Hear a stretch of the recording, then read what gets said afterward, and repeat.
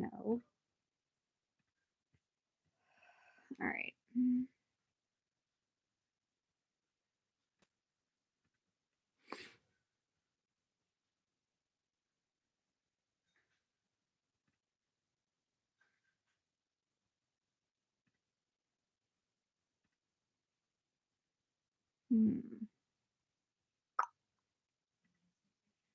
Still be working. Oh.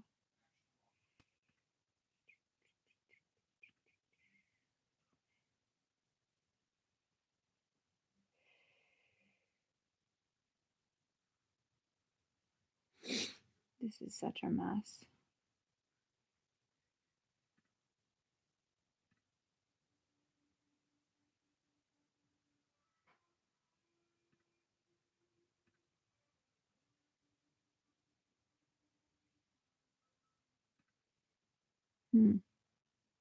Hoping people can find me.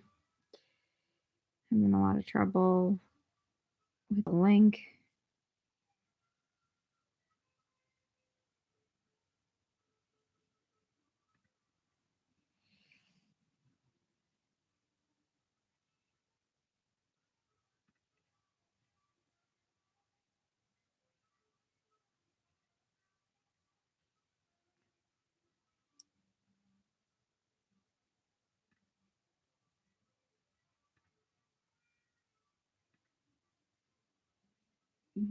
This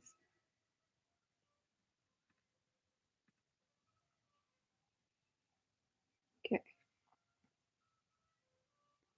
Okay. Okay. Okay. Okay. That's weird.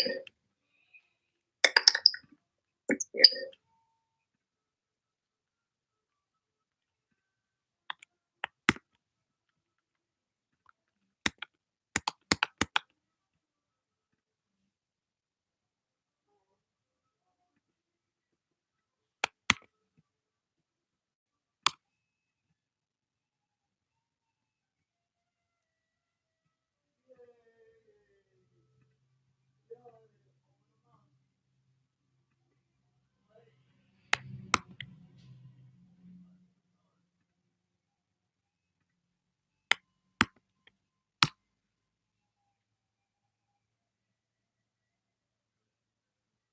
It's working. Hoping some people show up.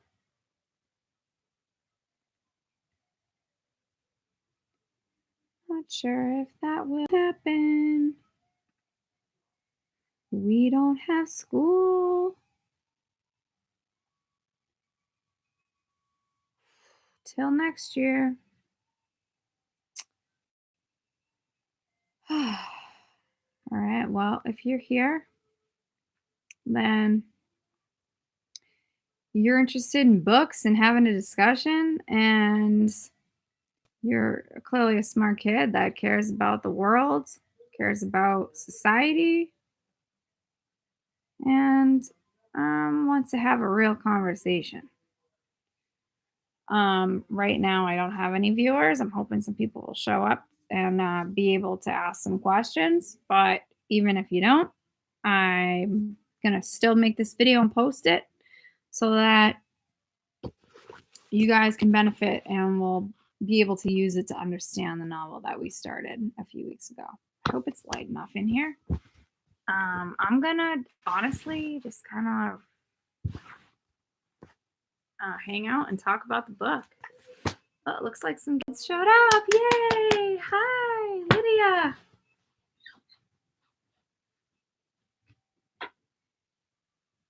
Some more light going. All right. Cool. And Hannah, hi. All right, well, there's 2 kids here. Yay! Hopefully some more. You guys probably pretty sad that school's out. Some kids are probably happy. I don't know. I'll tell you guys a story. My husband, when he was, some of you already know this, but my husband, when he was 16 or 17, he told his mom he was going to drop out of high school because he wanted to get a job in an electrical union. And halfway through his junior year, his mom actually sent him to like a prison school, just like shipped him off without his like, and he missed, and and it basically forced him to graduate from high school.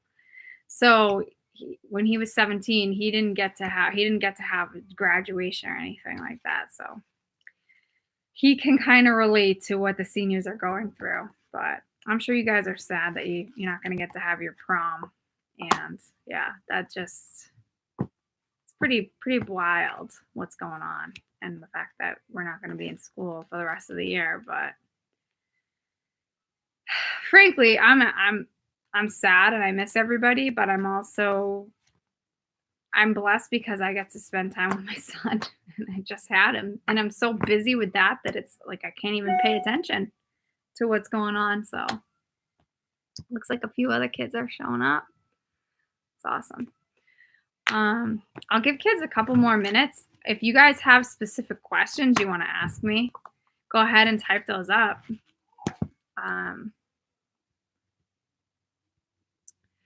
And let's see. I don't see any questions, so. All right. Well, I guess I'll just get going, and as people show up, hopefully they'll ask or they'll just have to rewind if they missed something. But okay. So the biggest thing with Brave New World is that Aldous Huxley wrote this so far in the past, and that so many things have come true with it. It's pretty freaky. The book was published in 1932, and this was actually a time right after the Great Depression. So if you know anything about the Great Depression, you know that there was very little electricity. Right after that happened, a lot of things changed with society. And Aldous Huxley was actually afraid of the changes that he was seeing. He was seeing so many different changes.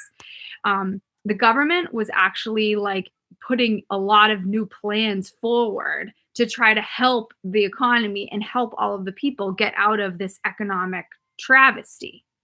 So they had new plans. Schools were being built all over the place. They were the New Deal FDR crafted came out, and it just like put a lot of new controls on everything, but everyone was really excited about it. A lot like new railroad tracks, roads were built, all these basically buildings popping up all over the place, factories and factory workers. And it was just, and also lots and lots of stuff, like new inventions being created, things that people never dreamed they could have, that all of a sudden now you could go to the store and things were becoming more affordable. Motor vehicles being one of them. So the fact that was just the fact that anyone could now pretty much afford, if you had a job, a motor vehicle is a big deal. So Aldous Huxley was really scared about a lot of these things that were happening and what would be the results of something like that. All right. So he wrote this book. It's also important to note that he wanted to be in the army, to go in the army, but he suffered from blindness. And because of that, he wasn't allowed. They didn't let him in. So then after that, he decided to go into writing, and he went to college and he got his degree in that, and he was a fantastic writer. But he also came from a long line of scientists. So if you know that, then you know that he must have been interested in science, which we can see in the book. He predicted a lot about the fact that slowly over time, he believed that there were people that would use this new technology and use people's wanting to always want things to be easier for them. He knew that people would allow themselves to be enslaved if it came down to things being easier. And I'll tell you right now, I love my dishwasher. I love my comfy bed. I love my oven and my blender and so many things. Would I sell my soul Or would I, it's just interesting to think about what people would give up. Would we allow ourselves to be would we give up our freedoms basically if it meant having to give up those comforts? And so if you slowly give people more and more comfort, more and more technology, Aldous Huxley saw this as a way that it could enslave people's minds over time. This was way before television, but there were movies that had been created. You could go to like a theater if you wanted to see that. So, and I mean, even Shakespeare, way before technology existed, Shakespeare had stages that people would mass amounts of people from all different places all over Europe would go and watch these plays. And you have to imagine all those eyes on one screen or one stage. That's a lot of power that the writer has, you know? And, you think about the cartoons that you watched when you were a little kid. Now I noticed that The Simpsons is on Disney Plus. So I watched that show every single Sunday night with my brother, my mom and dad. The four of us all sat down every Sunday night and watched The Simpsons. Now when I go and I watch it, it's kind of interesting. I watch the things I saw when I was a kid and the things I learned all growing up. And I'm like, wow, I remember being into that. I remember being into that. And, you think of the term trendsetter. Are you a trendsetter? Or what is the real trendsetter? Where do we get trends from? Where do we get fashion from? The television. It's a really powerful tool. And the people that are in control of it, really, they can push certain ideas. And in Aldous Huxley's novel, it is not just the television, but it's everything that has become now a part of society. The people have allowed not only their obsession with goods and manufacturing, but also they trust and they believe in their government. So do not care it's always about what's better for the group, what's better for everyone. And although that's really selfless and it's nice to put others before yourself, it's a little different here. The people, they don't even have identities. And another big part of that is the fact that they don't have families. They don't have families because, as you read in chapter 1, they're actually created in a lab. And that's another crazy thing that Aldous Huxley was able to figure out. When he was writing this, he somehow figured out that would be something that people wanted. Like, he knew way back then that maybe in the future, which you guys may or may not know this, but like China created genetically perfect babies that can't get cancer. They can't get any viruses. They can't get a bunch of stuff. The man who made them supposedly went to prison, but I don't know. I find it hard to believe since they cloned like a goat back in the 80s. I find it really hard to believe that there are no scientists that have ever worked on this kind of stuff. So anyway, that's a real thing now of today that he thought of back then. It's not like we're all clones. It's not like there is we still have our family dynamic.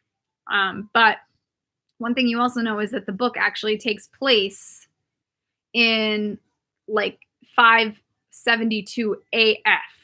So what that means is AF means after Ford. In the novel, a lot of the people actually worship Ford as if he were a god. And religion is actually a big theme in this book.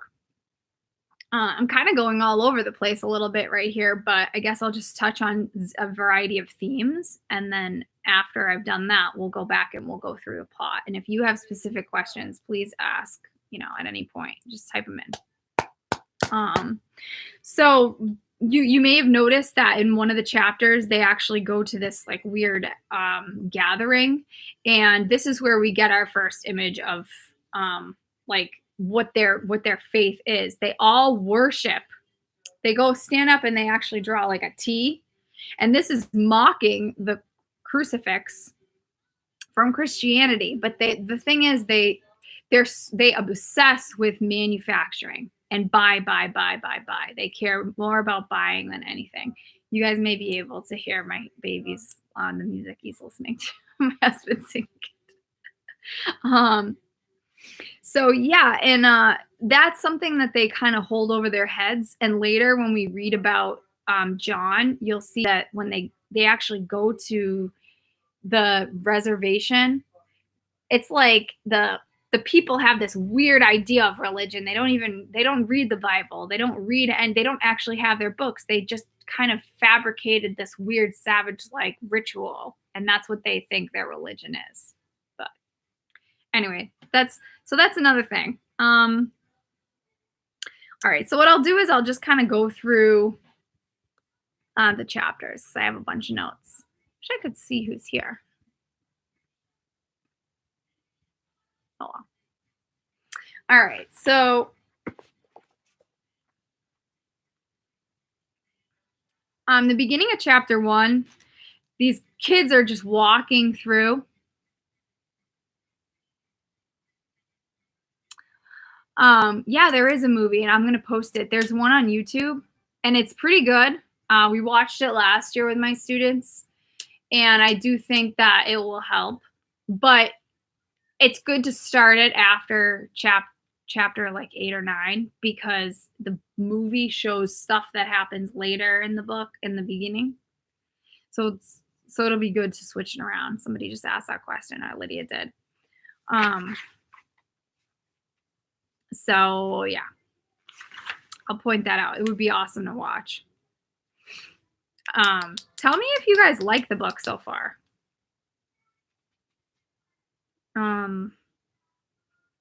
Also, you got to be a little bit easy with me, because this is the first time I've ever done a YouTube live session. I've tried it and then it didn't work, but okay, so chapter 1, the boys are walking through this lab, and you can just imagine like assembly lines. Like if you ever been in a factory, but it's just creepy to think about. And if you didn't think about it then as you're reading, think about it now. Like, can you imagine, like, instead of, you think about the things that are made in a factory, imagine it was people. That's crazy. So and there's a group of young boys being escorted through it. And some of the interesting things about this is that one of the boys asks questions, and he's shamed for it. So you can take that however you want, but I think that's amazing that Aldous Huxley, I see that today. I see people all the time having issues with asking certain questions, if what you're asking, if you ask the higher power, if you ask, a teacher sometimes a question, or you ask a question that goes against what everybody, like the trend is, you look stupid, and it's definitely hard for people today to be themselves if it's something that they don't think everybody will like. Like, human beings tend to want everyone to like them. I don't know if you guys notice that too. And then it's sad, because sometimes you want so bad to be liked with the people that are right in front of you, but then those people may not even be part of your life after that immediate moment. Or who knows, the friends you have in high school, you may not even be friends with them in the future. So it's just a really sad reality that about human beings that Aldous Huxley kind of makes a point to show us all throughout this book. So some of the big things we learn in chapter 1 that they create, because they chose to create babies in a lab. What that means is there's no more family unit. Imagine not having any parent.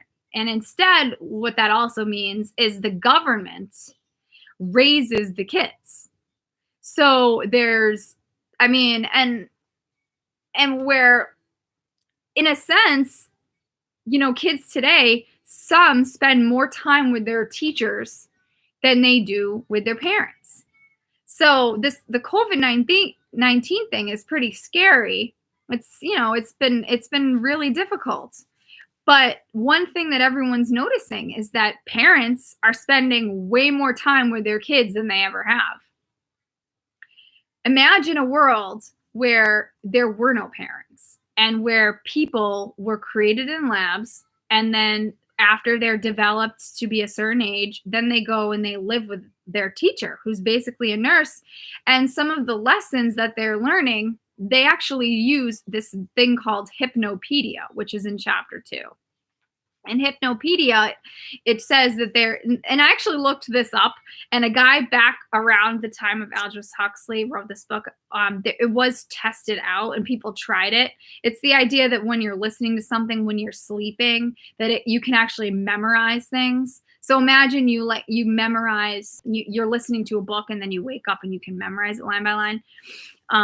It actually doesn't work like that. Some people listen to music as they sleep, or some people I've heard will like play like some audio, the Bible or something in the background, or some ambiance, but it doesn't, there's no scientific proof that it actually can make you learn something.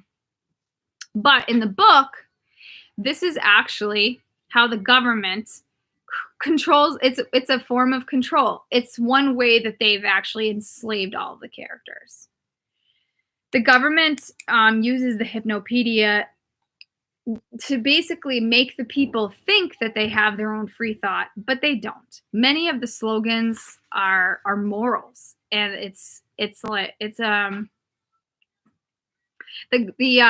the director says that it's a major instrument of social stability.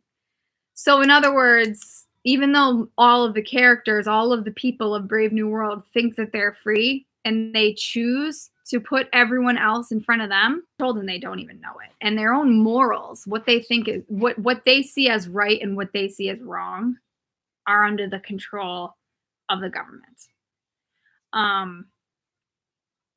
So I just want to ask again, is it possible that that happens today?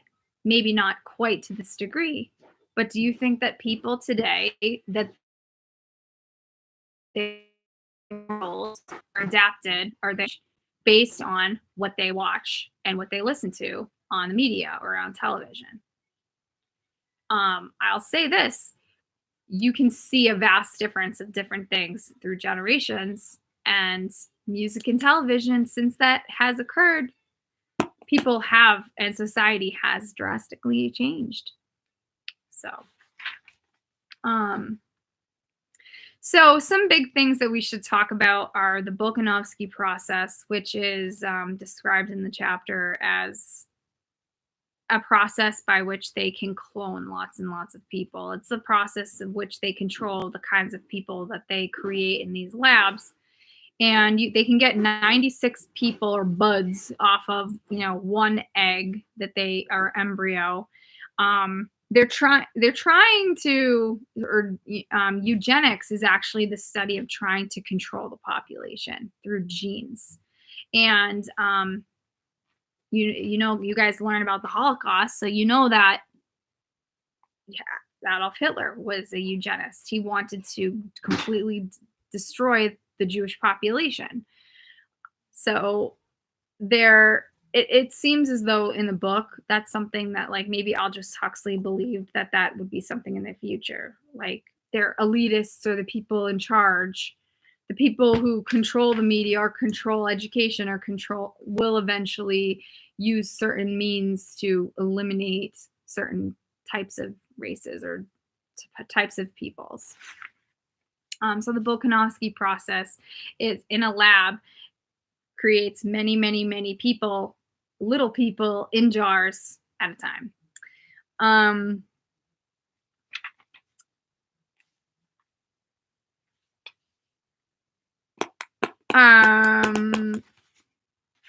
And some of the things that the director talks about, he's really pompous and full of himself. And he also mentions the fact that multiple times says that the boys walking through would be future. Well, he says, we also predestine and condition. We decant our babies as socialized human beings, as alphas or epsilons, as future sewage workers or future. Then it says, he was going to say future world controllers, but corrected himself and said future directors of hatcheries instead. So I guess what I'm seeing here is in this section, on this page, the director almost slips up and says, you guys are going to be the future people that control the world. And they're alphas. Another big piece to the way that society works in Brave New World is that they've already crafted different types of people, and it's not about race. It's actually about intelligence. And it's pretty messed up how they do this. They actually control the way the people's brains and bodies function. So you're literally your mind is controlled by they actually, what's the word I'm looking to use? They put alcohol in the process or by which they are created. So they're actually creating people that have special needs on different levels. They restrict oxygen and then they add alcohol. And what ends up happening is that they have 5 different levels of people who both look and act differently. And the people that are the slowest are the ones in society that get jobs like being a sewage worker. And then the people who aren't tainted with, who have perfect bodies and perfect minds, they get to be the world leaders. So that's the physical way that they control them and the way that they turn out. And then we find out in chapters 2 and 3 that they also control their development and the way their minds work by using things like hypnopedia. And the electrolysis, are the room where they go in chapter 2, which is really, really disturbing. The neo-Pavlovian conditioning room. You guys read that part, then you know that when they go in there are these little babies, and these are the epsilons. You have alphas, betas, gammas, deltas, and then at the very bottom you have epsilons. The epsilons are the ones that are in this room. They witness what happens and how they are able to control the likes and dislikes of these characters or these people and how they control them. So they have these little babies, and it's so scary, especially the fact that I have a baby right now. It's just, it gives me the creeps when I read this. So it's super disturbing. But they're in there, and I'm actually just going to read this. He waved his hand again, and the head nurse pressed a second lever. The screaming of the baby suddenly changed its tone. There was something desperate, almost insane about the sharp, spasmodic yelps to which they now gave utterance. Their little bodies twitched and stiffened. Their limbs moved jerkily as if to tug of unseen wires. "We can electrify that whole strip of floor," bawled the director in explanation. "But that's enough," he signaled to the nurse. The explosions ceased, the bells stopped ringing, the shriek of the siren died from tone to tone into silence. The stiffly twitching bodies relaxed, and what had become the sob and yelp of infant maniacs broadened out once more into a normal howl of ordinary terror.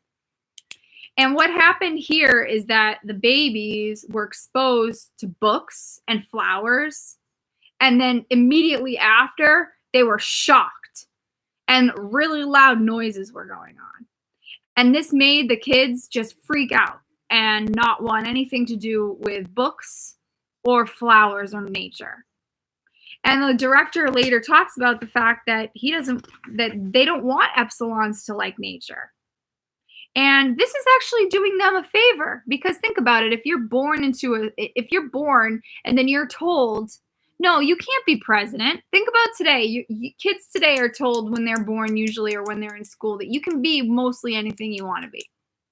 I mean, that's true to some sense, but it's really not 100% true. You know, like, I know as a kid, as much as I wanted to be, I was not going to be Britney Spears. I was not going to be a rock star, or at least my chances of getting there would have been really slim.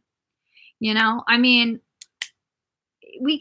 most people won't get to be anything they want to be. That sounds really horrible, but it's the truth. And my parents did me a favor by actually pushing me into a different direction. I get to sing now all the time in my home, and it's better that way. But imagine a world where you're told that you're going to be a trash collector from the moment you're born, and you don't have any friends or family. That kind of sucks. So how do we make this work? Well, we're going to brainwash them from the moment that they're created in a lab that they like the fact that they're an epsilon, that they don't want any part with any other different types of people, and that they actually hate nature. And we're going to shock them into thinking that all the time with actual electricity. So it's pretty disturbing.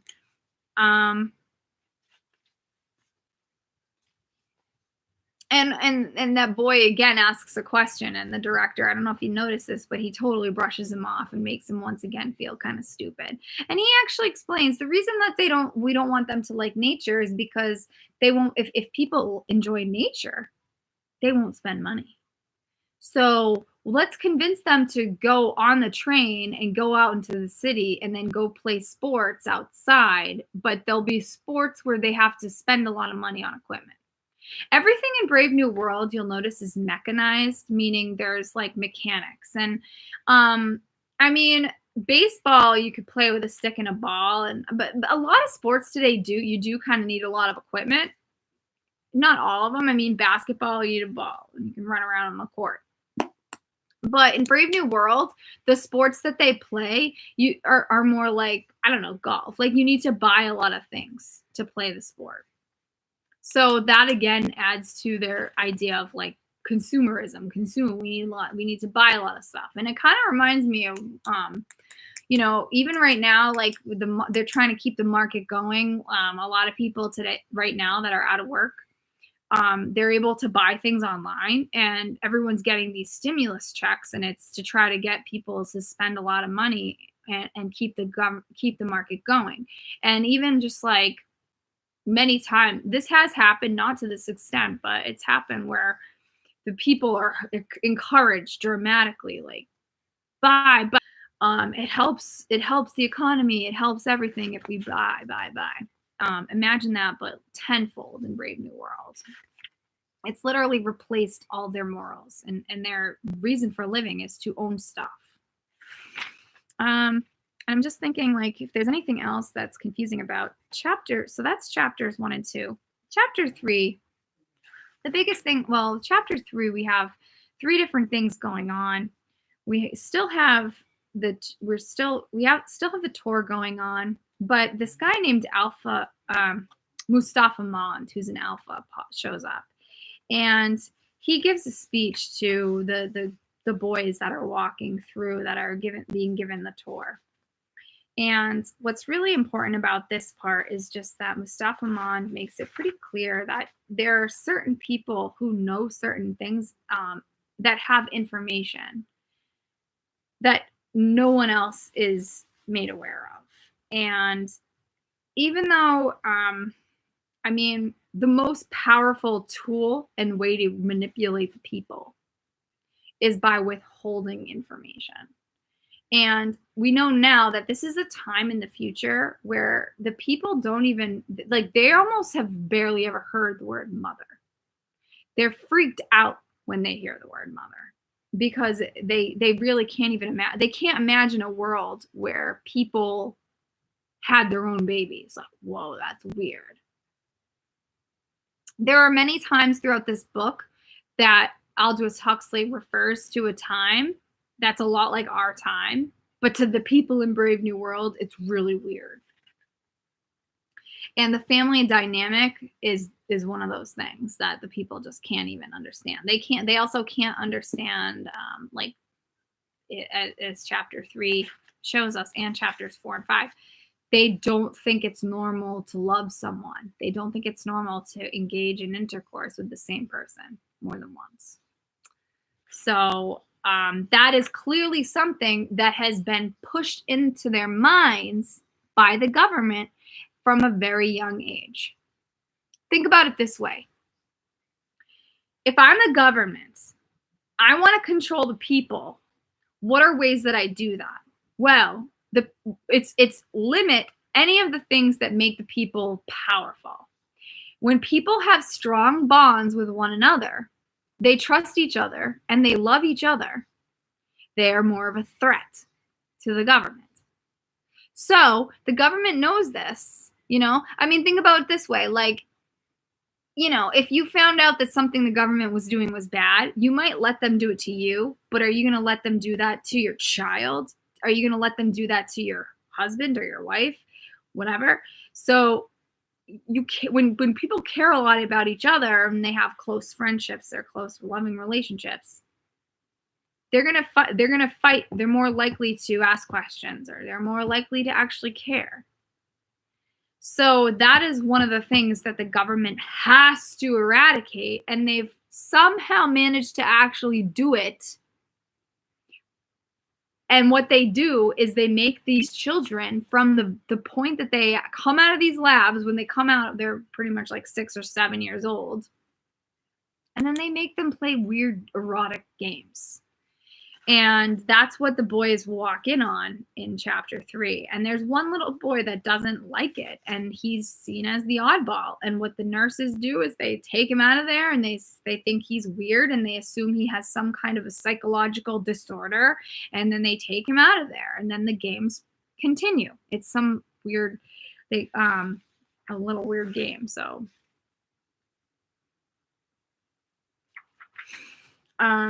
yeah. The other thing, so we also get to know Bernard in chapter 3, and we see him talking to Henry Ford about Lenina.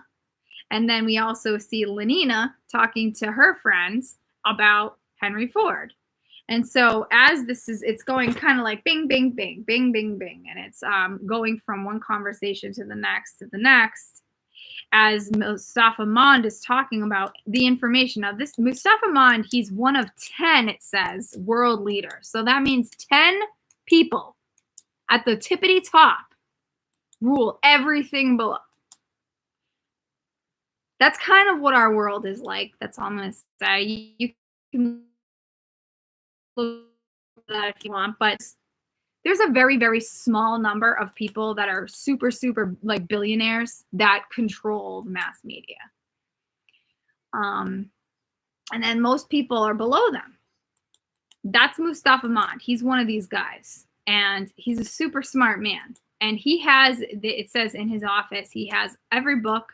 He has encyclopedias and Bibles and this and that. And he owns everything, and he knows everything, but he only allows the people below him to know certain things.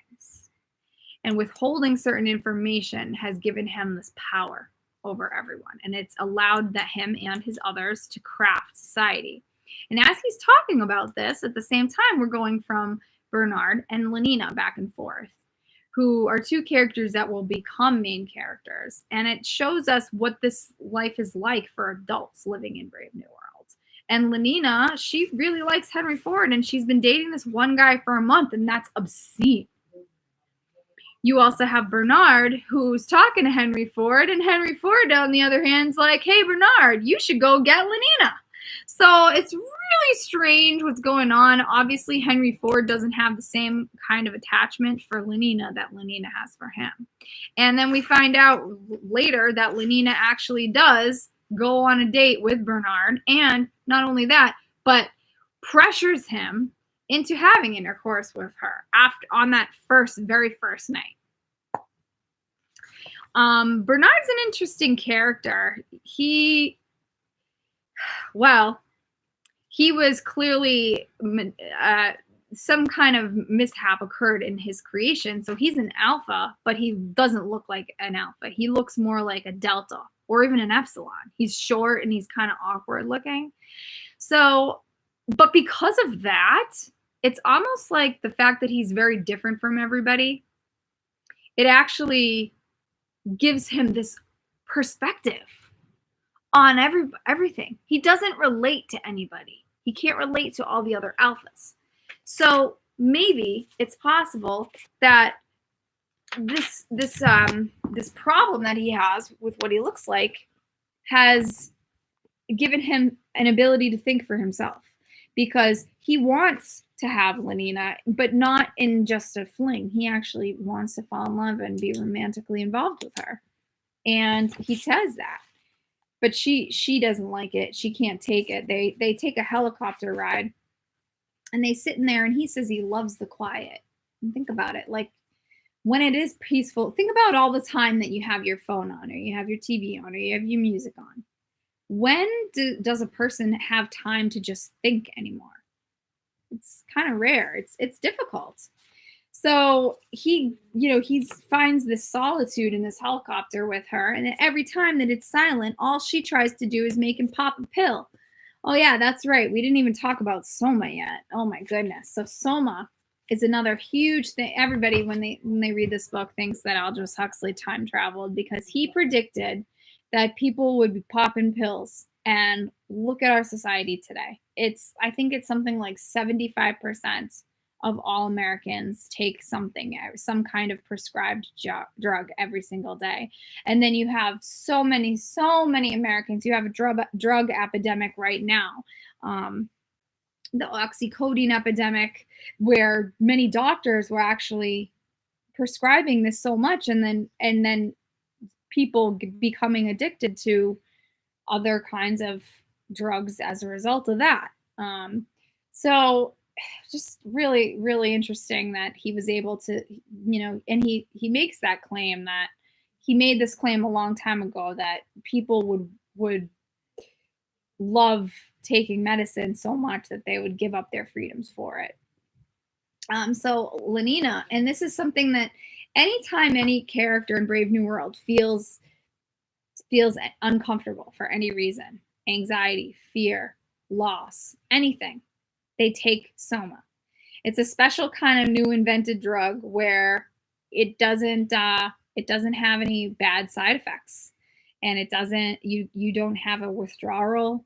It's non-addictive, so it sounds like the perfect pill. Like, whew. And Lenina is constantly taking it, and they're always encouraged to take it. They're encouraged to take it by the government, and they're encouraged. I mean, everyone's always pushing it on everybody all the time. And Bernard doesn't really, he likes his emotions, but he still decides to take some often, and he kind of gives into the peer pressure. That is one thing that you'll learn about Bernard is he starts off as this man hero because he's different from everybody, but well, I don't really want to say too much, but he does succumb to peer pressure quite often. We see that. Other things, the idea that so they do go. Okay, so in chapter 4 and 5, Bernard he goes to speak to the director, and he wants to go to this savage reservation. And this is the first time we all actually learn about the savage reservation. So we learn that Brave New World, the novel, isn't just, you have to opt in. So like people had to go into living in these very strictly like with so much control. People wanted to live in it. They chose to go there. And then years and years and years and years and years later, it became more and more controlled. I guess my question is, if say tomorrow the lights went out, all right, you got all your comforts right now, your television, your music, everything. What would you do if the power went out for good? Would you choose to go live in a place like Brave New World? Or would you choose to live outside where you knew there would be no power and you wouldn't have the same comforts anymore at all? What would you do? So at some point, and there are movies that talk about this too, that have like futuristic movies. There's one with Sylvester Stallone. Can't think of the name of it right now, but and then there were people who continued to live outside in like a reservation, kind of like the Native Americans chose to do, that did not want to adapt and join into be American citizens. They chose to have reservations and mandate and govern themselves. So that's what's happened. So Bernard wants to go see one of these places, and he convinces Lenina to go with him. So that is one of the chapters, and she does agree to go with him, and she announces it in front of a bunch of people, which actually makes Bernard pretty upset. So you just see a huge difference between like, and Lenina, she's pretty likable. She represents the girl that everybody wants to be. Like all the guys want Lenina. And she's beautiful and she's fun and she tries to be exactly what Brave New World says is the best girl to be. Ironically, that's kind of a slut. It's somebody that sleeps around with a bunch of different people and who doesn't question. She basically does everything that she's supposed to do. And there are times where this gets her in trouble, which we'll learn about later. I did want to just mention Helmholtz too. Helmholtz is another character. He's not a huge character, but he pops up. He's Bernard's really close friend. And he actually works in propaganda. That's his job. Funny that they actually call it. He's like a propaganda specialist. So because that's his job, he gets a close eye and knows the kinds of things that are done to the people to get them to think. What is propaganda? It's an image or movie or clip. It's something that persuades you to think a certain way. A lot of our media is propaganda. People don't use that term for it, but a lot of things like slogan, like even commercials today, they want you to think a certain way.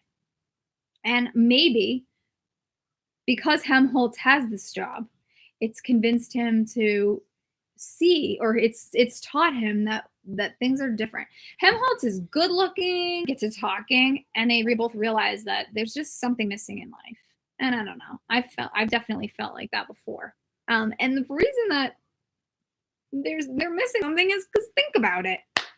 They're not even allowed to get married and have kids. They're not allowed. Their lives consist of just their jobs, and they're taking their everyday working, getting money, and then buying stuff. That's all their life consists of. And if that's all your life consists of, then you're going to feel like there's more to your life too. So yeah. All right. Let's see.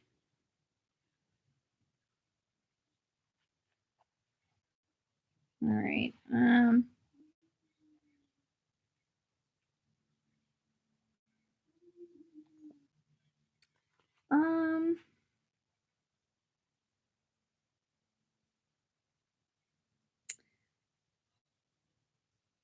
Let's see. So they go to the Savage Reservation, and that's a trip, man.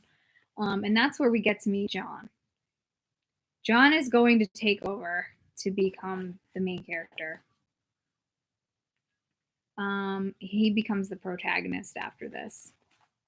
And it's perfect because even though he's from a world that's really different from Brave New World, you'll see that you're able to relate to John so much more than any of the other characters. I don't want to say exactly what's going to happen yet. But let's see. I wish there were people here more people to ask me questions.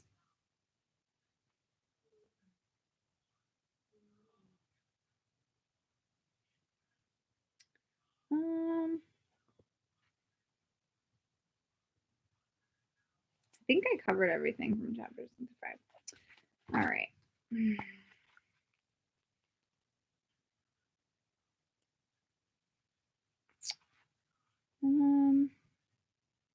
Yeah, they play golf.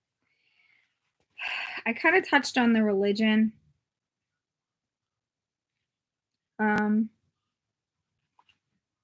But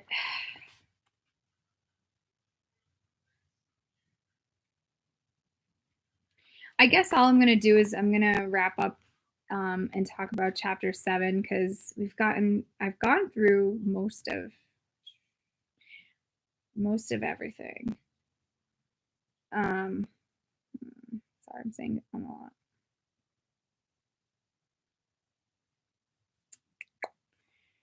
All right. Well, I guess I'll just finish by talking a little bit about the reservation and the fact that, like I said, people must have at some point, society must have been split, and people were able to either stay behind without the help of the government, or they had to join in and go off to be part of like the world state, which is, and this is actually, if you know anything about the Bible, and you know that in the book of Revelation it talks about the mark of the beast. There are some people that believe that's actually coming, but it's kind of the idea that, you're no longer going to be, the fact that they're born in test tubes, that could be some version of the mark, not being like selling your soul or something in order to get your comfort or to join in. It's kind of like in the Hunger Games, all of the different districts, they lived in a very different way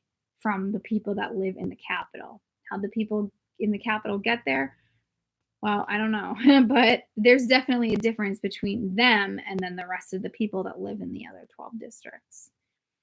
So, in the Savage Reservation, there are some rules, there are some things that the people, but life is for the most part very different.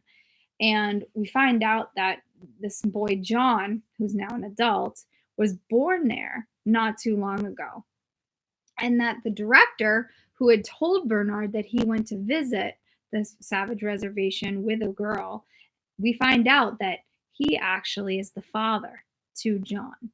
But he, so that's gonna come back. But the girl that he had brought with him there is John's mother, and so imagine now living in the world state and then getting stuck in the reservation.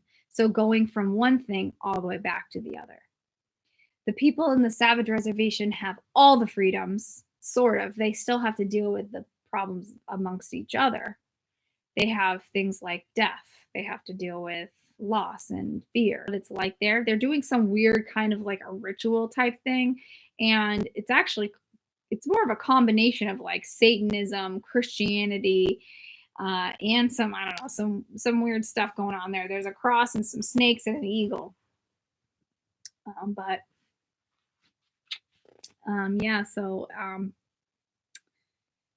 yeah, so Linda, she's the one that she was a lot like Lenina in the world state, and now she's been living in the Savage Reservation all this time because we find out the director thought her dead and went back to the world state and left her there. And this is why Bernard, who also knows, this was another thing, he knows that the director is planning on sending him away. So we do find out some weird things like this. The city is, it seems at first like it's the only place, but there are other places and there are people who've opted out of being part of this new way of life with technology and control. We also find out that there are punishments for not going along with everything. And Bernard is going to face them when he comes back because he's been asking a lot of questions and the director doesn't like him. And his suspicions were correct. He's going to get kicked out of there. So we'll have to wait and see what's going to happen. But after this part, we know that he's going to be bringing John back with him, and we'll have to wait and see what happens with that. This was kind of cool. This was my first video I ever did. I hope that you guys watch it and that it's helpful. And if it is, and if you guys ever want to do another discussion, let me know. We can also, I was thinking some kids, if we wanted to, we could have a discussion through Zoom even. I'm going to have them now because they told us that things might change again. But I'm just going to keep doing this. I hope you guys keep reading the book, and whatever happens, happens. But, just know I'm here for you guys and we can keep doing this. Hopefully you guys enjoy the video and it was helpful. And if not, think of some more questions you have. I'll talk to you guys soon.